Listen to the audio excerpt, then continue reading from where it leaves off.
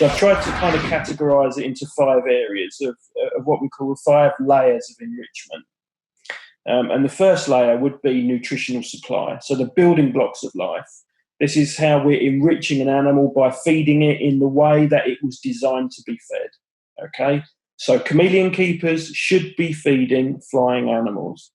That is not only good for nutritional supply, but it's also good for other areas of stimulation that we'll look at as well. So you're increasing the variety of the diet, but also impacting the health of the body and the health of the mind by feeding in the correct way. You know, that goes back to the conversation we've just had about providing water correctly. You know, providing water in the right way is kind of layered in with the importance of providing nutritional supply properly, and how that relates to our care and provision over the animals. So we then have the kind of thinking about the place that animal lives in, its place in society, its place in the ecosystem. What job does it have? What does it do? You know, we can then start to use that information to adjust the decorative style of our vivs. Now, you look back at again. Let's just look at some of the bearded dragon keeper forums or Facebook groups. In the last kind of even 3 years, we've gone from it being really, really common to have tiles or newspaper with a hide at one end, a heat lamp, a UV lamp, and maybe a bed or a chair or a hammock or something like that. To now, people with deep substrates and all that dross has gone away, and live grasses and rock stacks. We're starting to think about how that animal functions in the wild. Now, what's its job of work? If we can think what its job is, if it's an insect eater and it lives along the floor, it is insect control.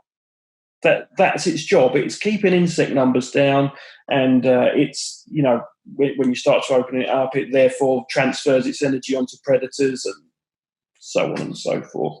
But if we can start thinking of what its job is, how it collects food, we can start to use that to alter our enclosure design, which then leads on to the other points.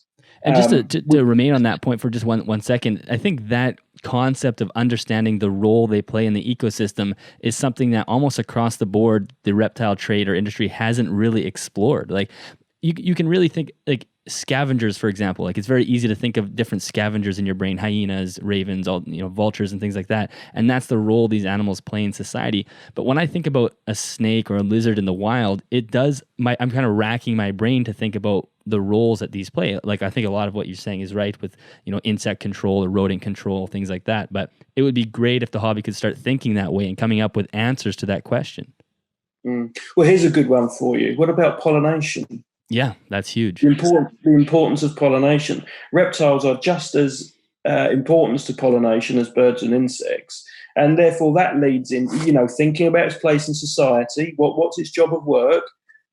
If that animal, let's say, for example, that we've got a small Lidolactylus or some kind of small gecko that is a honeydew eater and living around flowering plants, helping with pollination, well then, okay, we need to be providing flowering plants for that animal to live in. And oh, shock horror, maybe we should be including more pollen in its diet, because everything that it eats is going to be saturated in pollen, because that's where the insects are, and on and on. Can you see what I'm trying to say? Yeah, okay, every animal's got a job and we should think about it, but actually it's deeper than that. How does that animal interact in its microcosm, and what parts, or even one part of that, can we take to improve welfare? Exactly. And if you don't give them the opportunity to act out their job, that's where you start getting into stress and cortisol and all these different things. And that links back to nutrition. Like if you're, like we said before, if you don't have a healthy system, if you are stressed all the time, anybody that's been nervous for something, you know that it's going to upset your stomach and you're not going to digest your food. It's going to come out one way or the other and it's not going to be right. So that's all relates. We have the same systems in that sense. So having a high stress level due to the fact that the animal can't act out its role relates to all of that. Yeah, exactly. I agree. So again, the importance, you provide it all and you provide it in balance, or you have no balance. Yeah, exactly. And we end up back in the 2-foot fish tank with newspaper and a fly strip situation. But we don't ever want to go back there, do we? Yeah, exactly. So the other layer that I included in there was its place in society. Now, this was more when I was thinking, because I work. Yes, my job is 95% reptiles, but I also work with zoo animals and birds and all sorts of other things. So I'm trying to encompass these theories into greater part of zoology as well. So the importance of an animal's place in society. Now, for reptile keepers, that is as simple as: is this species commonly found with others of its type? And what are the reports of the sex ratios between the others of its type? Well, if they are a communal species, it would be better to keep them in community. If they are a species that are well known to be aggressive to each other, some of the Asian triagamids, that like the forest dragon, the fourth chameleon thing, I forget the Latin name now. Oh, I'm terrible with Latin names. Anyway, that agama, they will literally rip each other apart if you put them together in a cage. They look really, really nice, and you think, "Oh, I'd love to get a pair of them." Don't do it. You're going to end up with one and a lot of blood and guts. That's the way they are. Mm-hmm. And so there are certain animals. I've been working with Calotes bacchi, the blue-headed tree dragon. We hardly know anything about them. They've only recently been described. You put two males together and you will see carnage. So don't do it. So the importance of social structure. Leopard geckos, we know that you can keep a male and a group of 2 or 3 females together if your enclosure's big enough and you're up to date with your welfare. That's absolutely fine. Put 2 males together and you've got a completely different story. So let's use the social structure within these layers of enrichment. If an animal is solitary in the wild, you will stress it out and affect its nutritional cycles by introducing a competitor into its enclosure. If your animal is social by nature and work together like some do as teams to supply for their little groups, I would even include, to an extent, and people might be shocked, but I'd even include the tokay gecko into that. Bonded pairs of tokay geckos I have seen feeding young and looking after them rather than predating them. Not just once, but lots of times. If they are designed or developed to live in community, then we should give them that right. And that will enable them to feel more comfortable in their position in society, in their job of work, as they're going around eating and drinking and making use of light and all of the other parameters. So social is actually a hard one for us as reptile keepers to keep in mind, but it's really important. Right. Yeah, definitely. It's something that we don't often think about. No. If you have done it like I have, and with a species that's hardly been kept before, and you think, well, I wonder how we breed this. Let's have a group, and then you've got a mad box of vicious nastiness to sort out. Yeah. You suddenly realise the importance of social order. Yeah. Now all of a sudden you need 5 more enclosures. Yeah. Exactly. So then I had the stimulation of the senses again, and this kind of goes back into mental enrichment and physical enrichment as well. We really need to start to be thinking about the wild habitats of the animals that we live in and the plants or terrain that surround them. Why? Because they are sentient animals and they do have senses, and they have developed to use certain types of plants per species or certain types of habitat. And again, what we're trying to do here is reduce stressors. We're trying to allow them to find and make use of food and light in the most natural way possible for each species and their own body shape. But we're trying to reduce stressors. And if we can reduce stressors, we reduce cortisol exposure, and life goes on. Right. Really. So the stimulation of the senses does actually become important. What's the kind of shape of the branches or the bushes that a Parsons chameleon is generally found in? Because that's the shape that it has developed to walk in. Yeah. Therefore, we increase the stimulation of the mind because we're allowing it to walk in a natural way, and that helps the stimulation of the body, which we'll get to next. So stimulating the animal, even as we were talking about reptiles being pollinators, or some reptiles being pollinators, allowing those little geckos to dive in and out of a flowering stem would stimulate the brain. They are ingesting a source of nutrition. They're finding a place to hide. They feel they're safe and secure. They're experiencing light in different colours and in different ways as it pushes through the plants, and on and on. This is stimulating for that animal. And they're programmed to do that. Like, that's part of their behavior. We can't override that. It doesn't matter how long they've been captive bred for, they will still behave like wild animals. So I really do see an importance in actually thinking, well, do you know what? I'm keeping rough green snakes. I'm not, but I'm hyper. What's the naming there?